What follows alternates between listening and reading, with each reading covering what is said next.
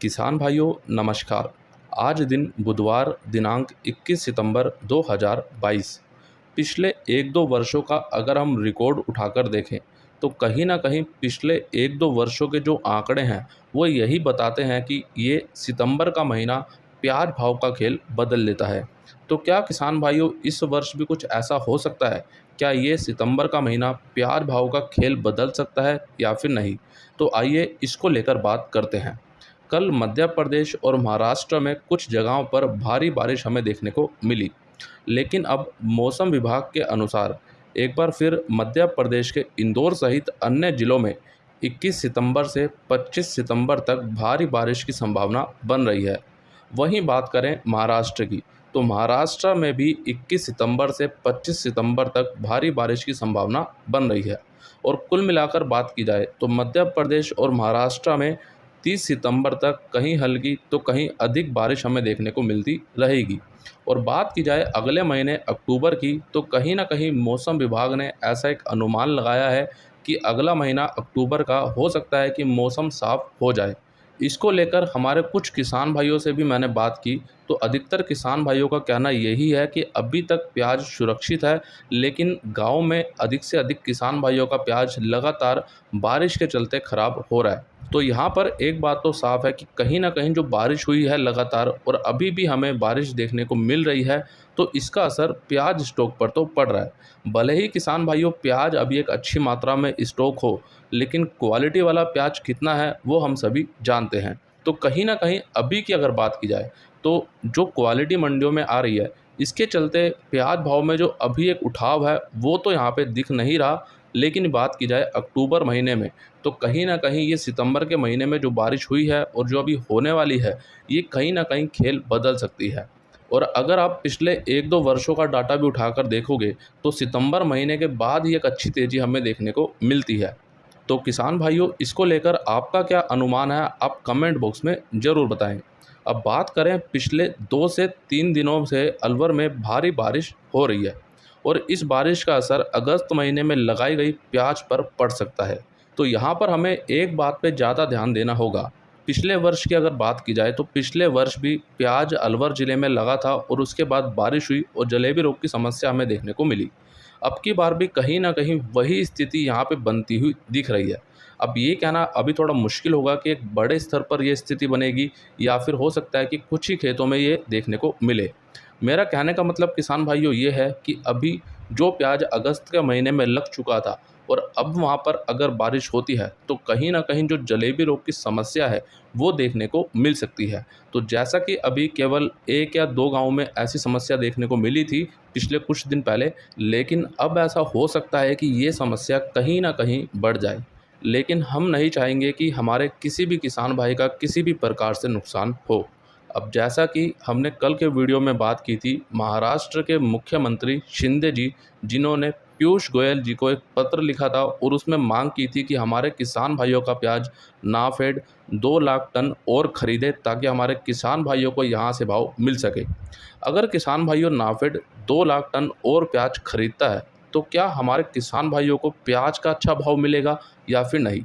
इसके लिए आप ये जानिए पहले कि पिछले वर्ष नाफेड ने महाराष्ट्र में 24 रुपये से 25 रुपये तक प्याज खरीदा था, लेकिन इस वर्ष नाफेड ने 10 रुपये से 12 रुपये तक एक औसत भाव पर ही प्याज हमारे किसान भाइयों से खरीदा, जिसके चलते हमारे किसान भाई भी अब नाखुश हैं। तो यहाँ पर कुल मिलाकर अगर नाफेड अभी भी 2 लाख टन दोबारा से महाराष्ट्र में प्याज खरीदती है तो कहीं ना कहीं मुझे नहीं लगता कि हमारे किसान भाइयों को यहाँ से लाभ मिल पाएगा। अभी जो मंडियों में प्याज बिक रहा है हमारे किसान भाइयों का, वो केवल 8 रुपये से लेकर 10 रुपये 11 रुपये तक ही बिक रहा है। लेकिन नाफेड भी अगर प्याज खरीदता है तो क्या वो 20 रुपये में प्याज को खरीद लेगा? नहीं। तो इसीलिए अगर नाफेड भी दोबारा से 2 लाख टन प्याज खरीदती है तो कहीं ना कहीं इसका लाभ हमारे किसान भाइयों को नहीं मिल पाएगा। लेकिन किसान भाइयों आप कमेंट करके ये ज़रूर बताएं कि अगर नाफेड हमारे किसान भाइयों से 2 लाख टन प्याज खरीदता है तो क्या हमारे किसान भाइयों को फ़ायदा होगा या फिर नहीं, आपके अनुसार? और वहीं बात करें, आज दिल्ली आज़ादपुर मंडी में नाफेड की 2 गाड़ियां आई। इन दोनों गाड़ियों में गुजरात के महुआ का स्टॉक वाला प्याज था, एक गाड़ी 787 रुपये बिकी और दूसरी 912 रुपये बिकी। तो जैसा कि हम लगातार एक ही बात कर रहे हैं, कल भी हमने बात करी और परसों भी बात करी कि नाफेड को अभी अपने प्याज को बेचने में भी मशक्क़त करनी पड़ रही है, क्योंकि अभी जो नाफेड के प्याज की नीलामी दिल्ली आज़ादपुर मंडी में चल रही है, वहाँ के जो व्यापारी हैं, वहाँ के जो लोग हैं, वो बिल्कुल भी इसमें इतनी ज़्यादा रुचि नहीं दिखा रहे, क्योंकि जो क्वालिटी है वो इतनी अच्छी नहीं है। और इसके अलावा आप सभी किसान भाइयों का एक सवाल आ रहा था कि करण भाई, अभी नाफेड का जो प्याज है वो कहाँ कहाँ पर उतर रहा है।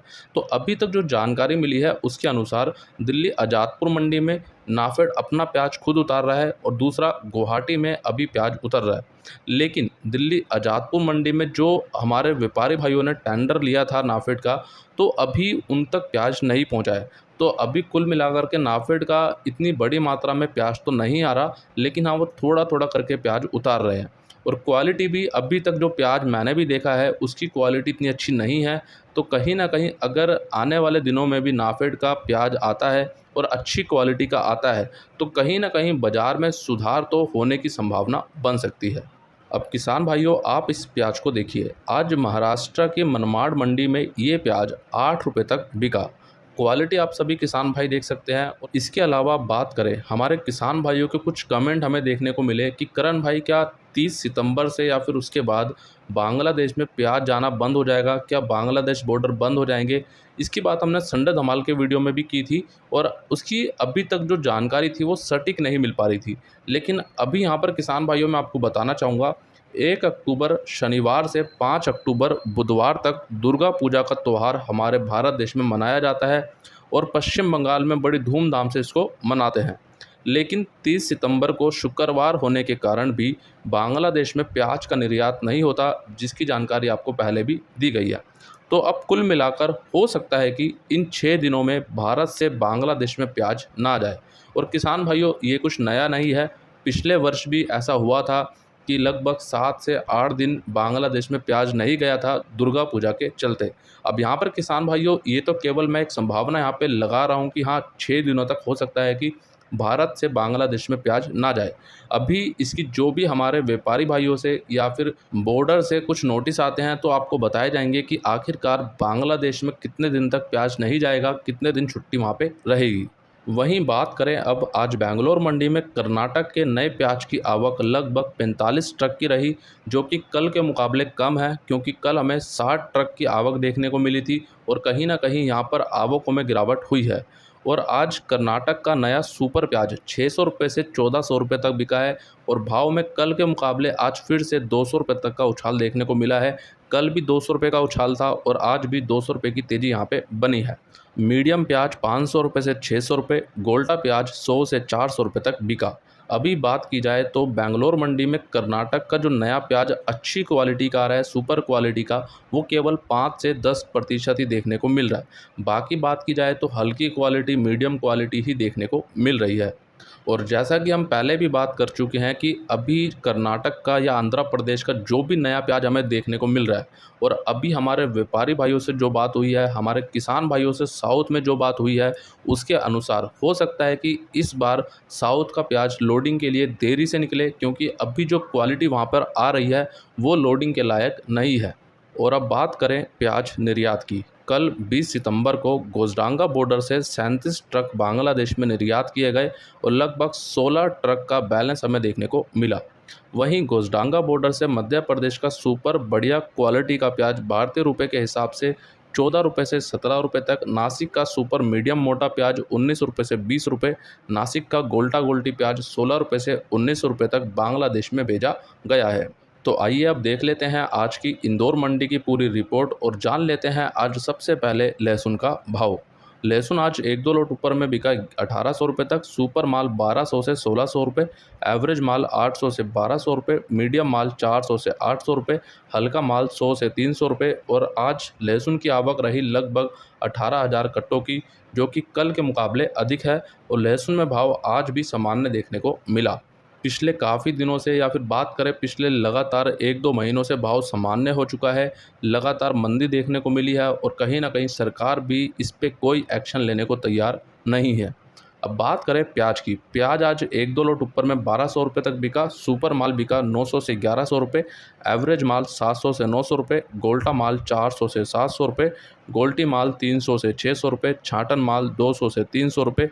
और आज इंदौर मंडी में प्याज की आवक रही लगभग 75,000 कट्टों से 80,000 कट्टों की, और प्याज में भी भाव कल के मुकाबले सामान्य देखने को ही मिला।